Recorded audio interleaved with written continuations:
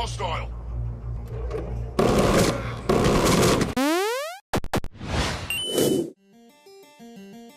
This review is brought to you by Gamefly. All right, PS4 games, here we go.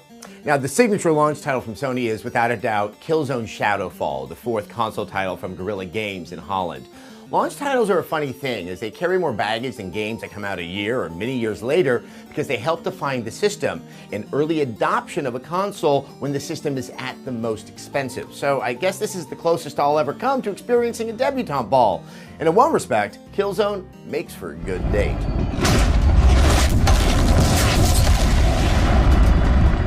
That's a lot of pretty. Man, that is a lot of pretty. It's like someone went to the pretty store and bought everything and then performed a smash and grab at the beautiful warehouse. Killzone Shadowfall is an understandable choice for the launch of the PlayStation 4.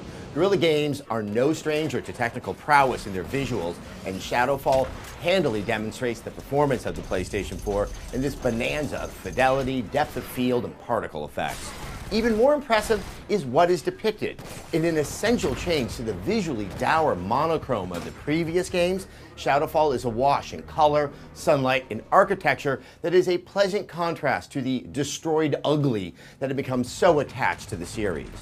Even when the game finds itself in a setting that is familiar to shooters, large hangars, spaceships, there's an undeniable novelty to how it all looks, and when it comes to slums and office towers, there is a perceptible sense of awe. I'm gonna look out for you.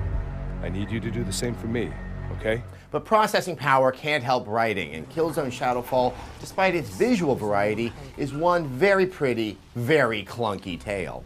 Taking place decades after the events of Killzone 3, where Helgen is obliterated in near-complete genocide by the Vectans, those that survived were given part of the Vectan planet, separated by a big wall.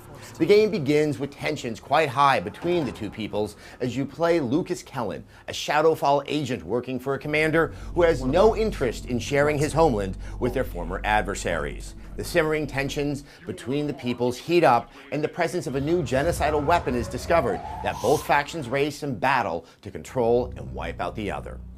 There's aspects of this story that are interesting, especially the invoking of the Cold War and the current issues between Israel and Palestine, to say nothing of it just being an escapist action yarn.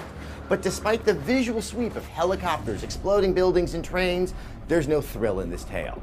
Even when moments of surprise or awe occur, it's so familiar, so telegraphed, that it's only remarkable that it hasn't happened already.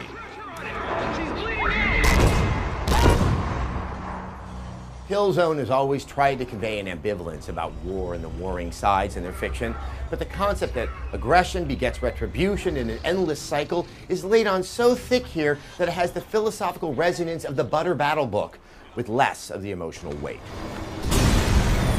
When it comes to game design, Killzone fares better than its predecessors. Instead of starting at 11 and screaming at the player throughout, Killzone Shadowfall has a sense of pace that makes the action feel less obligatory and gives the player a chance to take in the aesthetics. Unfortunately, it's at its best when you are just traversing the environment. Attempts at puzzles like find the insertion object and jump to insert the device are astonishingly banal, and other sequences where you glide or base jump and avoid objects feels ripped from a 2002 PlayStation 2 game with their painful trial and error structure. Additionally, in an effort to establish a better sense of pace, some levels focus on activities and objectives that de-emphasize combat, such as a stealth section where you're lacking many of your technical assets, and another in a destroyed city, traversing some challenging geography. While interesting in how they break up the flow of the game, they come across more as a gameplay exercise than anything compelling.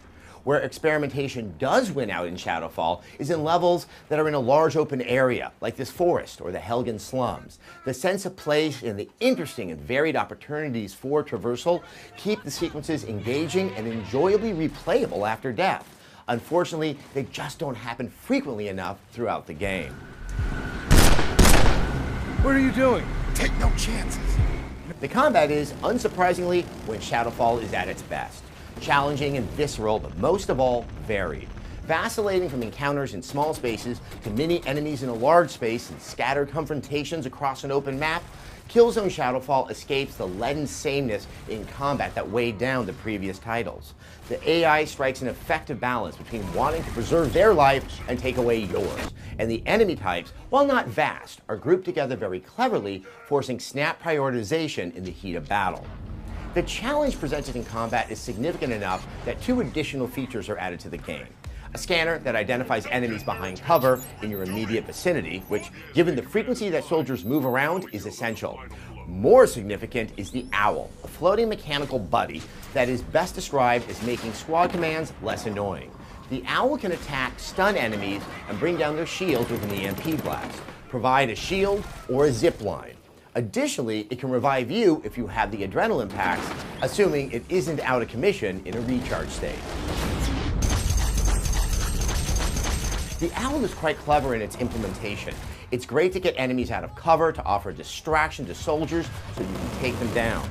This balances against your inability to take many bullets and the nasty aggression of the enemy AI, but it still allows the game to maintain the requisite tension throughout the combat and keep you moving around the play space. A side benefit to the Owl is how well it demonstrates the touchpad on the PS4 controller. You swipe your finger in the direction of the Owl function you want to use. The ease of this feature was remarkable. Very light gestures were read, and read immediately. Also, where the pad is in relation to the sticks made this fast and comfortable. I honestly would prefer to switch weapons, gadgets, whatever this way in any game going forward. The combat, while strong, does suffer over time from becoming less and less distinct. The last third of the game had fewer and fewer moments where I felt careful thought had been put into the encounters, and it descended mainly into holding positions against waves of enemies in spaces of varying sizes. And there's a late game boss battle that is so confounding, I'm not sure how I beat it. I'm telling you, it's messed up down there. You go in, you're not getting out. For all the improvements in Shadowfall, it still falls victim to what plagues shooters' recon stories. No way to keep the combat fresh enough to hold your attention in lieu of seeing what happens next. Despite some valiant, but not always effective efforts to broaden the range of what a Killzone game entails. We'll be okay once we get to the other side of the wall. Come on. The multiplayer in Killzone Shadowfall is a curious beast. The combat actually feels better than in the single player and makes a clear case for the design decisions of the PlayStation 4 controller. Simply put, it just feels good, which is due in no insignificant part to the rock-solid frame rate. Problem is, it just feels bloodless. The maps are visually impressive, but the map layouts, despite some interesting routes for traversal, couldn't draw players together for those moments of surprise and invention. Despite the remarkably fungible nature of Warzone, allowing those maps to be altered with particular rules and restrictions, there is never a moment that had that sense of thrill.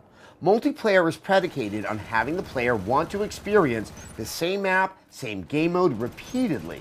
But after a couple of matches, I knew what I was playing was made with the utmost skill, but there was no burning desire to get back into the action. As competent as everything is on screen, this is multiplayer without spark, and unfortunately cannot complement the issues in the single-player campaign. Killzone Shadowfall succeeds where all launch games should. It's eye-popping and sumptuous in its visuals, but despite some thoughtful tweaks to the game design, the results fall short of their intentions. For all the polychromatic bombast on display, drawing us into the next generation of gaming, it obscures an uncertainty with what the future is supposed to be, and that we will have a little longer before settling on its definition. Killzone Shadowfall gets a 3 out of 5. All right, there you go. Killzone Shadowfall. Obviously, there's another exclusive to the PlayStation 4 that's launching, and that is Knack. Please check out Tara Long's review. You should find it quite a contrast in tone between the two games. But with that, let's take a moment to thank our sponsor, Gamefly. Gamefly is the largest online video game rental service, offering more than 8,000 new and classic titles across all consoles and handhelds. Plans start at just $15.95 per month, and you can keep your games for as long as you like. Once you're done playing, send it back, and Gamefly will send you the next available game on your list. You can support Rev3 Games and get a free 15-day trial by signing up at gamefly.com/Rev3Games.